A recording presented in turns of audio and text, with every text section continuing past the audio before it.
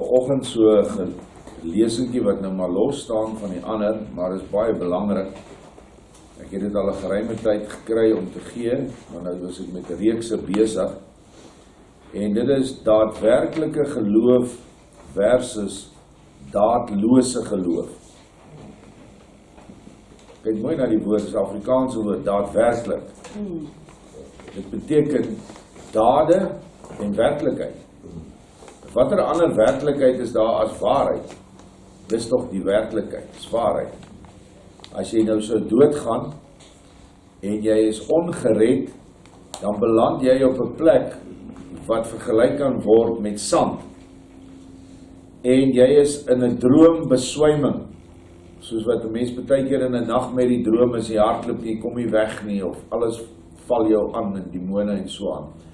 Dit is die lewe vir ewig aan die ander kant vir 'n mens wat nie op die fondament is nie.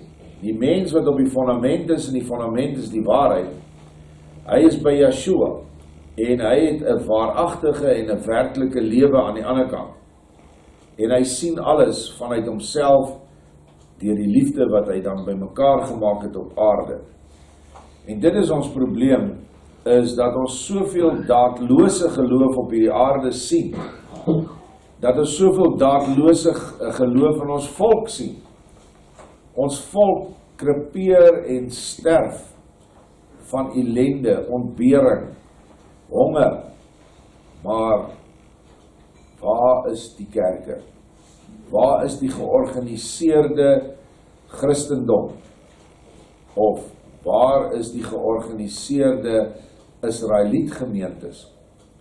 Dit is wat Vader hier bespreek, en dit kom uit die boek Aarde en Maan, hoofstuk 73, aan Jakob Lorber gegee deur ons hemelse Vader. Ek gaan dit vir ons begin lees.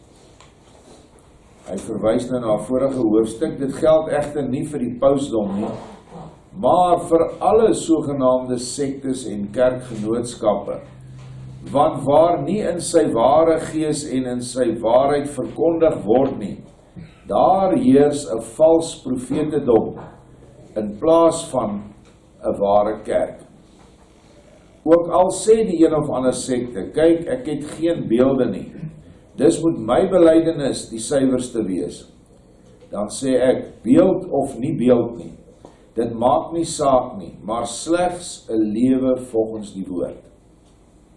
Want as mense 'n leer op sigself, hoe ook al van alle seremonies suiwer, om maar beter geskik te maak om opgeneem te word deur die verstand, beteken dit met ander woorde niks anders as dat mense voortdurend oor 'n gegewe leer redeneer, maar ook nie daarvolgens leef nie.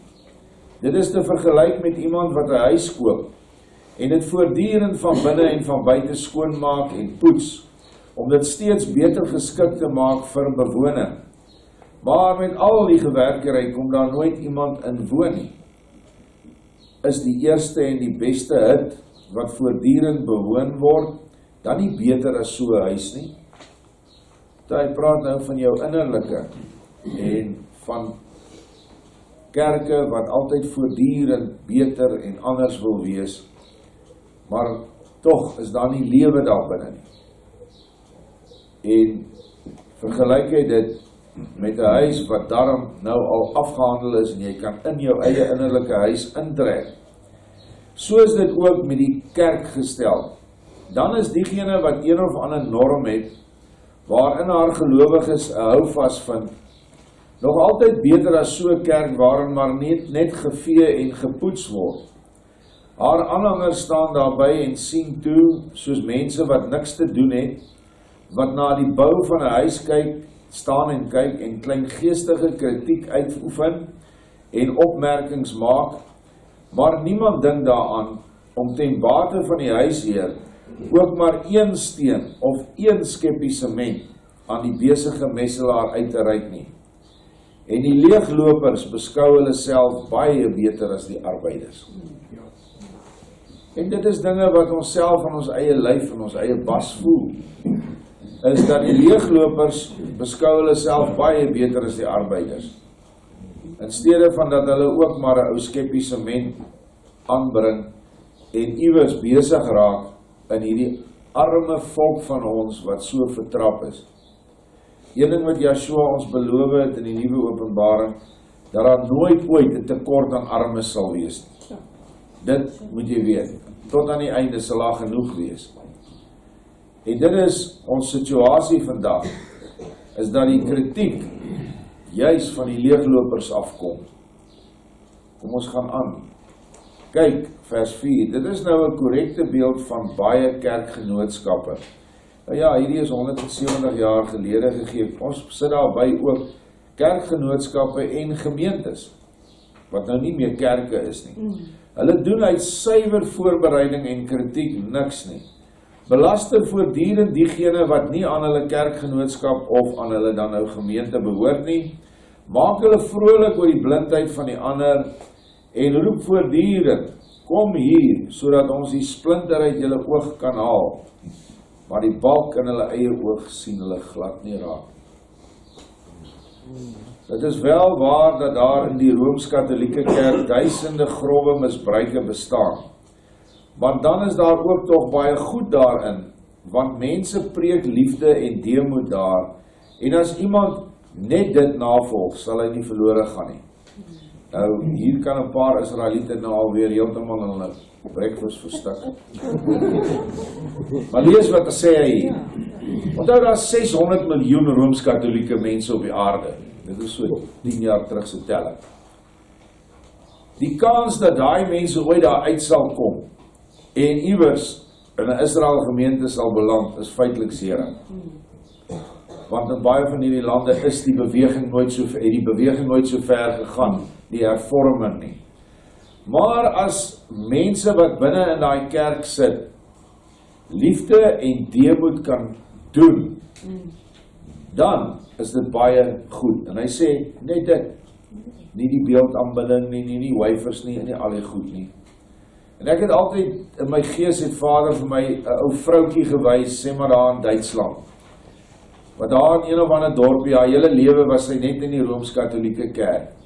En haar ouers was in die kerk, en hulle weet van niks anders nie, maar elke dag is sy by die hospitaal, vryf sy die mense se voete, gee vir hulle 'n woordjie, gaan na die ouer te huise toe, help die mense.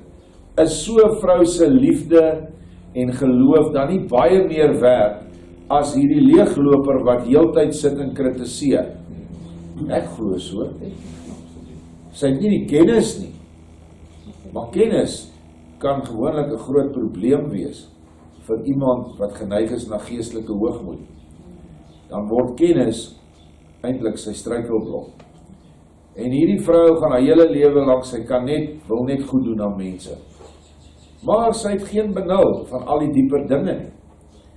Dink maar daaraan, vers 6, maar wat moet ek dan sê van 'n sekte wat maar net die geloof leer en die werke verwerp? Daar is doop en salwing bedorwe, want daar staan tog duidelik geskrywe dat 'n geloof sonder werke dood is. En ek self, Yeshua, het verskillende kere openlik gesê, wees nie slegs toehoorders nie, maar ook daders van my woord. Daardeur is duidelik getoon dat die geloof alleen nie help nie, maar die handeling daarvolgens. Wat het die aarde aan sonlig, as dit nie met daadkragtige warmte verbonde is nie? Wat hy hier sê, wat het wysheid, dis die lig, as dit nie gekoppel, verbind is aan liefde nie, want liefde is warmte. Son straal 2 dinge vir ons uit, dis warmte en lig. Liefde en wysheid kom uit Yeshua uit, die ewige son. En ek is nie besig met sonaanbidding nie, gaan lees dit maar Maleagi 4, praat hy van die seun as die son wat opgaan. Wat se nut het alle kennis en wetenskap as die mens dit nie gebruik nie? Wat se nut het dit in 'n koue winter om maar net te glo dat brandende hout die kamer kan verwarm? Word die kamer warm deur dit te glo? Ek glo nie. Kort en goed, die mees vaste geloof sonder werke is soos 'n dwaase mens wat hom in 'n koue kamer maar net met 'n warm gedagte wil toedek om warm te kry. Dit is wel die goedkoopste deken, maar of dit iemand kan verwarm, daaroor kan die arme mens self oordeel, wat in streng koue winters dikwels styf bevrore in hulle kamers gevind word, en meestal om die rede dat hulle geen ander deken gehad het, as maar net 'n gedagte deken. Dit is mooi wat hy vir ons hier sê. Daar is baie gelowige mense op hierdie aarde. Oeg, jy moet net by hulle uitkom, hulle is soveel geloof. Was leeglopers in die gees, doen niks. Dink dit is geloof, is reg as ek net Sondag na die kerk toe gaan en ek geniet dit gate uit in die tempel met die orkes daar en dit gaan lekker. En dan gaan ek weer huis toe. Ek gee my 10de en ek is tevrede. Ek het nou, my skuldgevoel is nou stil. Dit is geloof sonder werke. Soos hierdie gedagte deken nie help sonder 'n werklike deken nie, so het ook die geloof sonder werke geen nut nie. Die geloof is maar net 'n opnameorgaan van 'n leer wat tot dade aanspoor. Wie hierdie riglyn maar net in sy geloof opneem, maar nie daarvolgens handel nie, die vra ek, waarvoor dien hierdie riglyn? Ek sê, tot niks anders as eie wyse kritiek. Net soos alle reëls van die toonkuns, dit is nou van musiek, né? Niemand van dit is as mens nie in staat is om ook maar die minste en die eenvoudigste te presteer nie. Maar ek sê, dan is 'n straatmusikant altyd nog meer werd as so 'n kritikus wat self niks kan doen nie, maar oor alles wil oordeel. Dan is so 'n kerk waar iets tog gebeur, vir my ook beter as een waar niks gebeur nie. Of dan 'n gemeente waar iets gebeur, of 'n sorgsentrum waar iets gebeur. Want dit is beter om iemand 'n stuk brood te gee, as om duisende planne te maak vir die armsorg, en die arme dan tog niks te gee as hy by hom kom aanklop nie. Planne is goed, maar die gee moet daarby kom.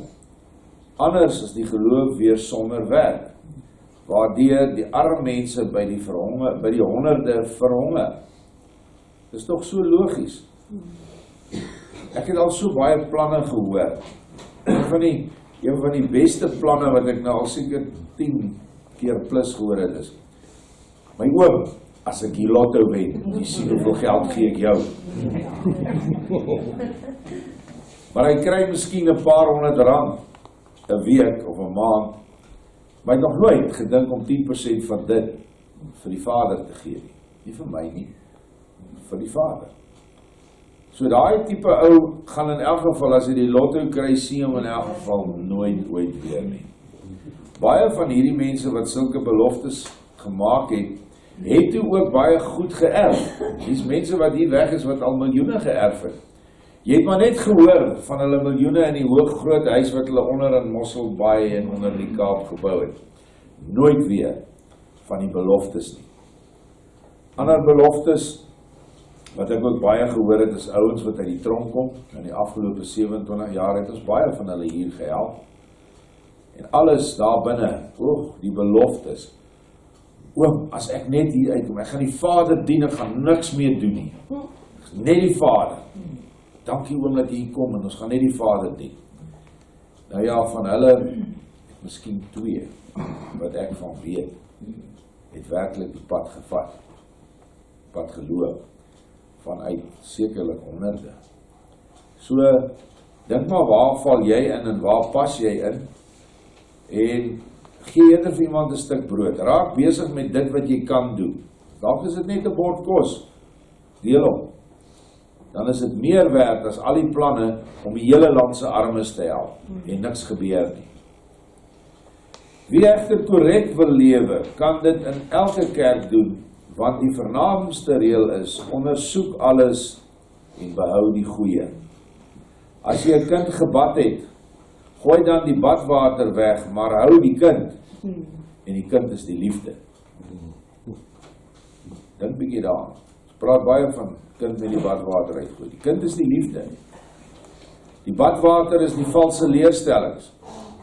Dit waarin jy was op daai oomblik in daai kerk. Maar moet nooit die liefde weggooi nie. Gooi die vals leerstellings weg. Beweeg na 'n ander kerk toe as hierdie in jou verveel of vir jou verkeerd is. Dis ook reg.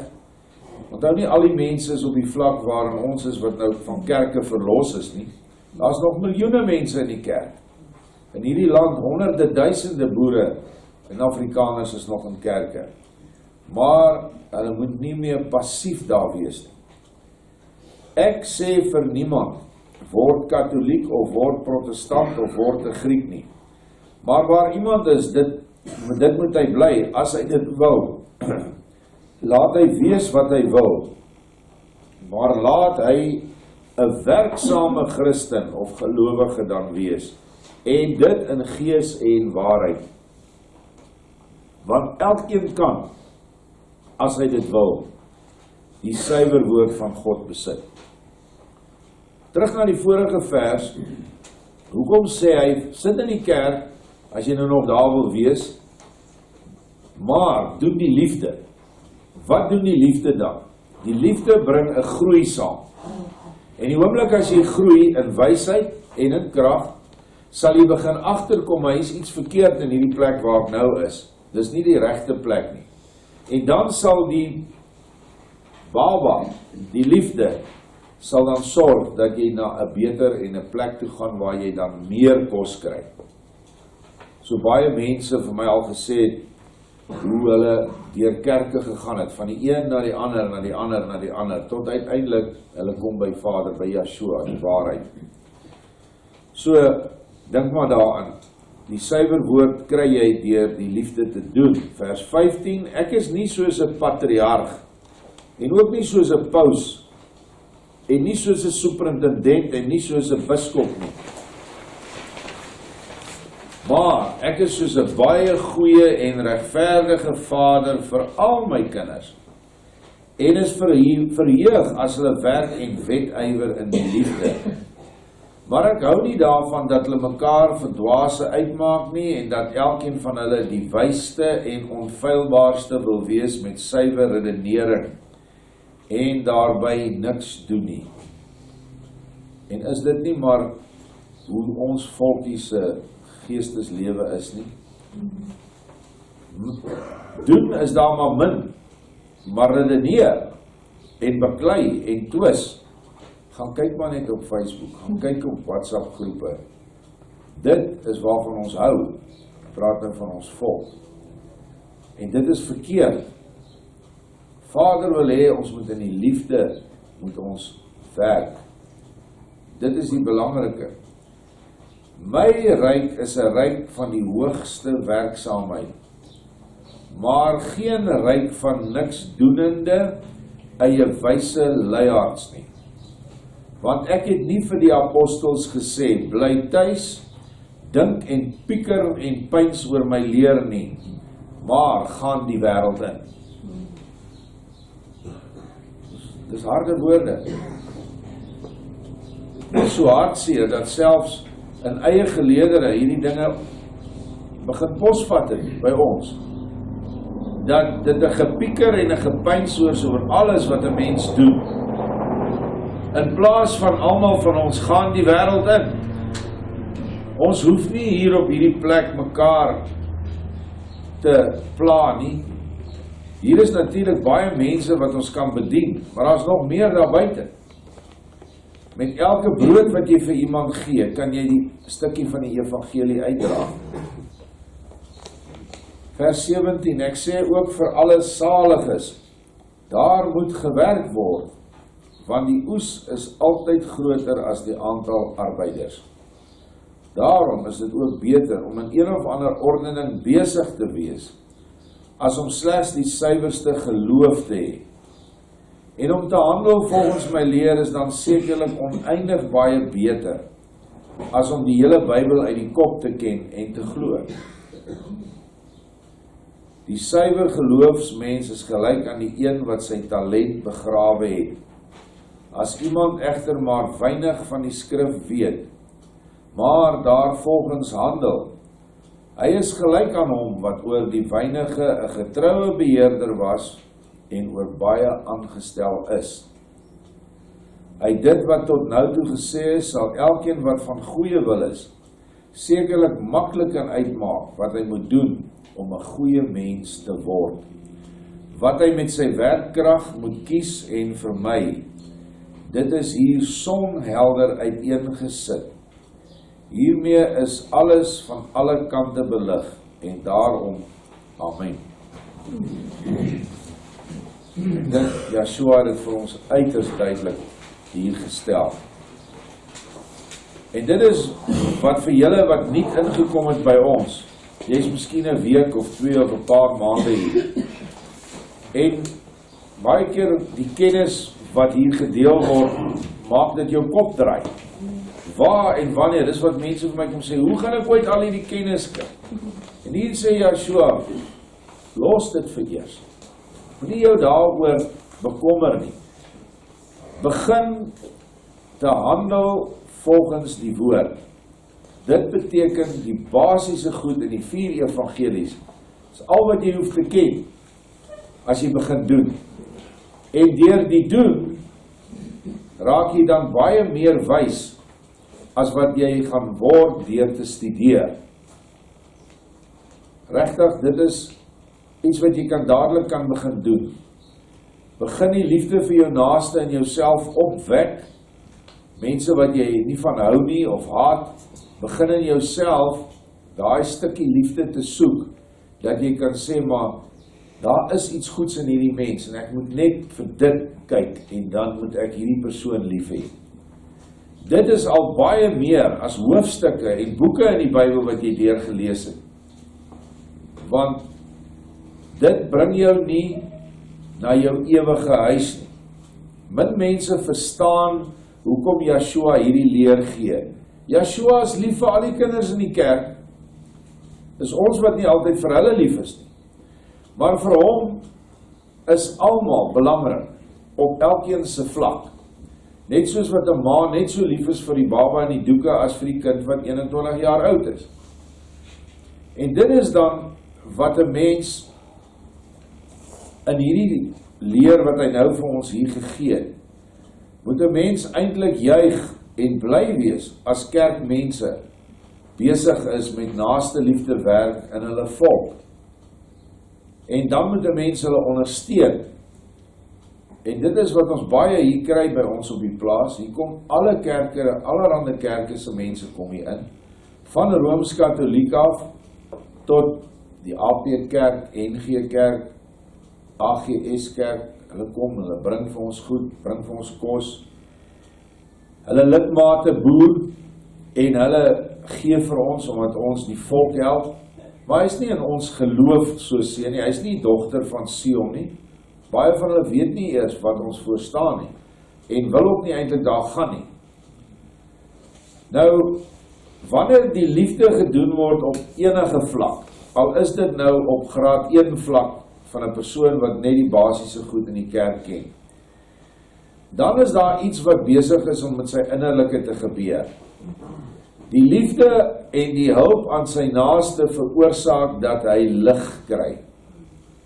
En wanneer so 'n persoon dan sterf, staan hy op aan die ander kant in sy werke. Let baie mooi, luister mooi. Hy staan nie op in sy kennis nie. Hy staan op in sy liefdeswerke. Dan moet jy my vra, maar hoe werk dit? Dit is die opstanding van die vlees. Daar kom nie 'n klomp lyke wat uit die grafte gaan opstaan en tussen ons rondloop nie. Dis wat die kerke verkondig. Die opstanding van die vlees. Dis badwater. Gooi dit weg, want dit kan nooit so wees nie. Wat van die arme ou wat in die see gegooi is en deur die 1000 miljoen visse gevreet is? Wat van die ou wie dan nou verbrand is? Dit is nie waar nie. Die liggaam is 'n tydelike materiële baadjie, hulpmiddel wat dan tot niet gaan. Die opstanding van die vlees is niks anders as jou vleeslike werke toe jy op aarde in jou liggaam was. Daardie werke staan op en jy staan op in daai werke. En wanneer jy aan die ander kant kom, herken jy daai werke. Jou huis sal jy daar binne rondstap en sê, Jessie, ja, ek sien dit. Ek het daai tyd vir 'n boemelaar opgelei of 'n ou langs die pad en ek het hom huis toe gevat en vir hom blyplek gegee en hy is weer weg. Jy sal dit herken in daai huis. Want net dit bring lig. En so gaan jy dan in hierdie lighuis van jou en Vader gaan jou meer lig gee en jy gaan al hoe groter word en jy gaan al hoe dieper in die wyshede in, want daar is oneindige tyd om te studeer daar. En daar is soveel engele wat jou gaan help.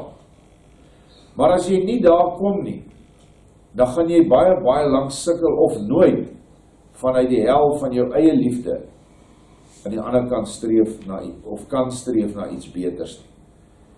So liewes dat ons mense motiveer om liefdesdade te doen, as wat ons heeltyd met mense beklei omdat hulle nie wil leer nie. Hier is 'n boek vir jou, maar hy wil nie die boek lees nie.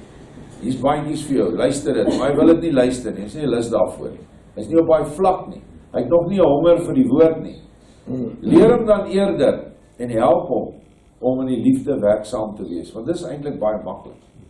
Want jy kan net om jou kyk en in iemand wat iets nodig het. Al is dit net 'n pot of 'n swaar ding wat jy uit 'n vrou of 'n ou mens se hande neem. Dis 'n daad van liefde. Vir 'n glas water, sê Yeshua, gee ek 'n heelal. Jou huisie wat aan die ander kant net 'n kamertjie was, miskien 'n hut. Jy kan so ver gaan dat jy 'n heelal kan kry waaroor jy beheer sal uitoefen. Want let wel, almal wat op hierdie aarde was, is baie hoër as alle engele, as hulle aan die ander kant kom in die liefde. Want hulle kom binne in die huis van Yeshua, hulle word pilare in sy tempel, balke, wat ook al. Maar ons is in daai huis, as ons in die liefde is, en daardie huis regeer die heelal. Al is al die engele nog besig met hulle werke, wat hulle moet doen, hulle sal onder die gesag staan van die eenvoudigste ou tannie wat geloop het en mense se voete gevryf het, sal onder haar gesag wees eendag. Die wat laaste is, sal eerste wees, en die minstes sal die grootstes wees. Dit sê die woord. Amen.